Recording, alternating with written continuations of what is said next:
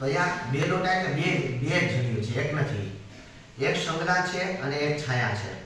વિશ્વકર્માને ત્યાં સંજ્ઞા નામની દીકરીનો જન્મ થાય અને સંજ્ઞા નામની દીકરી જે છે એનું સૂર્યદેવ સાથે લગ્ન થયા હતા.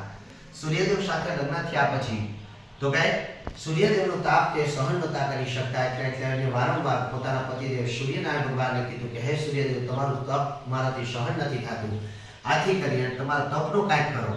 પરંતુ સૂર્યદેવ ક્યારે સિરિયસ નહોતા લેતા. જેમ તમારી વાત કરી આ સિરિયસ નથી લેતા ને, એમ સૂર્યદેવ ક્યારેય તો કે મનમાં નહોતા લેતા. તો અહીંયા તો સંજ્ઞાના માધ્યમથી સૂર્યદેવને ત્યાં બે સંતાનનો જન્મ થાય છે. એકનું નામ હતું યમ અને બીજાનું નામ હતું યમી, એટલે કે દીકરો અને દીકરી બંને જુડવા દીકરા દીકરીનો જન્મ થાય છે. અને યમરાજા તરીકે જેને આજે ઓળખીએ છીએ તે જ યમ ધર્મના રાજા બન્યા. પરંતુ ત્યાર પછી પણ જ્યારે સંજ્ઞાથી સૂર્યદેવનો તપસ્યા તાપ સહન ન થયો ત્યારે એને વિચાર કર્યો કે વારે ઘડીએ સૂર્યને કહેવાથી કઈ ફાયદો નથી. આના કરતાં હું મારામાં જેટલું તપ ઉત્પન્ન કરતો હોઉં કે મારામાં જેટલી અગ્નિ ઉત્પન્ન કરી લઉં કે જેથી કરીને સૂર્યનો સામનો કરવાનામાં ને મારામાં શક્તિ પ્રાપ્ત થઈ જાય. આવો વિચાર કરીને વિચાર કરે છે કે તો તમારે તપસ્યા કરવું જોઈએ. તપસ્યા કરવાનો વિચાર કરે છે, પરંતુ સૂર્યને કીધા વગર જવું છે તો શું કરવું જોઈએ? સૂર્યકાળ મને જોઈ લે તો આથી કરી અને સંજ્ઞા માતાજીએ પોતાની એક છાયા ઉત્પન્ન કરી અને છાયા ઉત્પન્ન કરી અને ત્યાં રાખી અને કીધું કે જ્યાં સુધી પાછી ન આવું ત્યાં સુધી તમે મારા રૂપમાં આવીને રહેજો અને સૂર્યદેવની સેવા કરજો. એવું કહી અને તે વિશ્વકર્માના ઘરે આવે છે અને કહે છે કે હું મારા પતિનો ઉમરો વટીને આવી છું અને મારા પતિને કીધા વગર આવી છું અને મારે સૂર્ય જેવી શક્તિ પ્રાપ્ત કરવી. એટલે વિશ્વકર્મા ના પાડે છે કે તમે એવું ન કરી શકો. તમે તમારા પતિને પૂછ્યા વગર આવ્યા છો તો આવી દીકરીને હું મારા ઘરે સાચવી ન શકું. તો કે મારે તો તપ કરવું છે. તો કે જે હોય તે તમે પાછા તમારા ઘરે વહી જાઓ.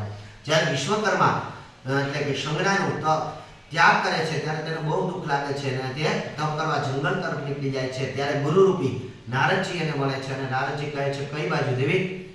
તો કહે છે કે ભાઈ આવી રીતે થયું અને સૂર્યની તપ મારાથી સહન ન થયું એટલે કરી અને હું તપ કરવા માટે નીકળી ગયા. આખી વાત કરે છે કે શું શું થયું.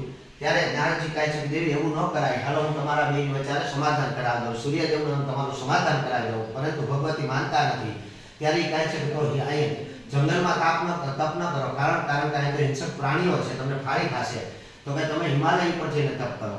એવું કહી અને નારદજી એને સર્વત્ર ગુરુ જ્ઞાન આપે છે અને ભગવતી સંજ્ઞા હિમાલય પર વયા જાય છે. પરંતુ વિચારે છે કે સૂર્યદેવ તો બધી જગ્યાએ છે, તો સૂર્યદેવ બધી જગ્યાએ છે, આથી કરી અને મને સૂર્યદેવ જોઈ જશે તો શું થાય?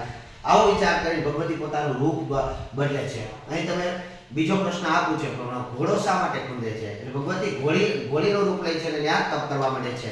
આ બાજુ છાયાના માધ્યમથી સૂર્યદેવને ત્યાં બીજા સંતાનોની પ્રાપ્તિ થાય છે. એમાં શનિદેવ અને તાપીનો જન્મ થાય છે અને સામાન્યનો પણ જન્મ થાય છે. પરંતુ શનિદેવ અને યમરાજા એક દિવસ ઝઘડો કરે છે. યમરાજા અને શનિદેવ બાંધતા હોય છે ત્યારે તો કે ભગવતી જે છાયા છે શનિદેવને યમરાજાને શાપ આપે છે. કારણ કે શનિ એના દીકરા હતા અને યમરાજા તો બીજાના દીકરા હતા. એટલે આ જોઈ અને સૂર્યદેવ વિચારે છે કે કોઈ માં પોતાના દીકરાને શ્રાપ ન આપી શકે. ત્યારે એને કડકાઈપૂર્વક પૂછે છે દેવી કોણ છો તમે? ત્યારે કહે છે કે હું તો સંજ્ઞાની છાયા છું. તો તમારા પત્ની ક્યાં? તો કે તો તપ કરવા નીકળી ગયા. એટલે સૂર્યદેવ ને કહે છે કે શા માટે આવું કર્યું? તો કે એ તો એમ કે કાંઈ કીધું નહીં મને. ત્યારે સંજ્ઞાજી છાયાજી છે એ વિશ્વકર્માના ઘરે આવે છે અને વિશ્વકર્માને આવીને પૂછે છે કે મારા પત્ની ક્યાં? ત્યારે કહે છે કે અહીં તો આવ્યા હતા, પરંતુ તમારો ત્યાગ કરીને આવ્યા હતા, તમારો ઉમરો વટીને આવ્યા હતા. પતિનો ઉમરો વટીને જે સ્ત્રી જાય એનો ક્યારેય કોઈ સ્વીકાર ન કરે, આથી કરીને એનો સ્વીકાર ન કર્યો. તો કે હવે ક્યાં છે? તો કે તમારી શક્તિથી, યોગ શક્તિથી જો. એટલે સૂર્યદેવ પોતાની યોગ શક્તિથી જુએ છે તો ભગવતી હિમાલયની અંદર ઘોડી બનીને તપ કરતા હતા. પરંતુ ખબર પડે છે કે મારી ઉર્જાથી, મારા તેજથી ભગવતી આવું કહ્યું.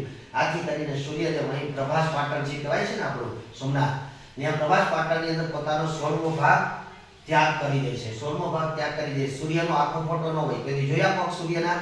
એટલે તો કે સૂર્યનો આખો ફોટો શાસ્ત્રની અંદર લખેલું છે એવું નહીં, પણ આપણા દેશની અંદર એ સાબિત થઈ ગયેલું છે કે જે પેન્ટરો પણ સૂર્યના આખો ફોટો પણ બનાવવાનો પ્રયત્ન કરે છે ને તો એની પેલા આંખો હોઈ જાય છે. એનું ઘણું બધું આખો અંગ અખંડિત થઈ જાય છે.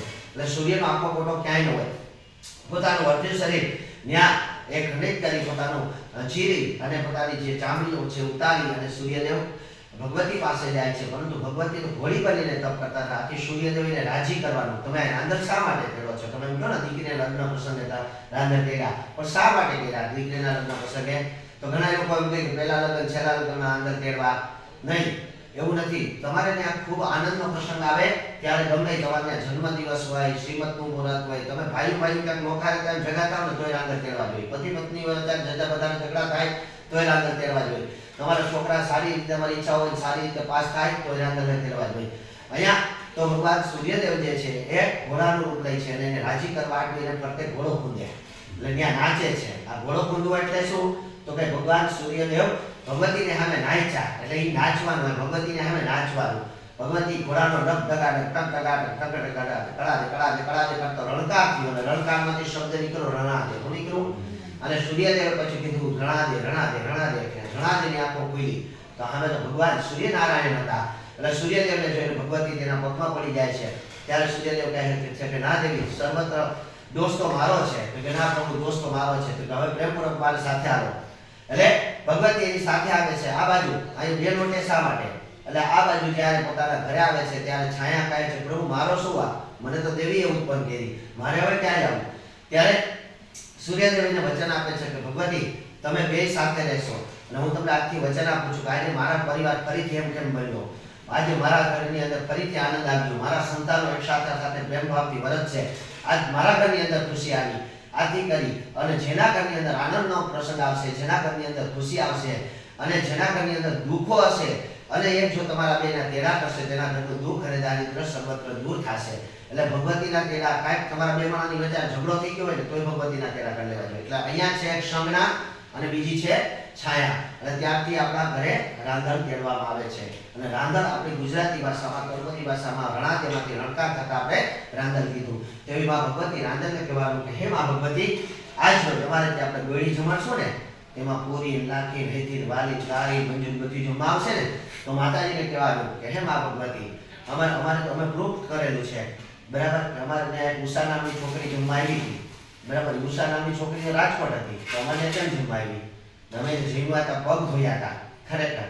એટલે આ રાંધણ તેડવામાં નહીં પણ નવ ઓલામાં આપણે નવદુર્ગાનું મેં ચૈત્ર મહિનાની અંદર વ્રત કર્યું ત્યારે તો માં ભગવતીને અહીંયા તમારે કહેવાનું કે હે માં ભગવતી તમે કોઈને કોઈ દીકરીના રૂપમાં માં ભગવતી અમારે ત્યાં ભોજન લેવા પધારજો એમ કહી માં ભગવતીનું આમંત્રણ આપી દો.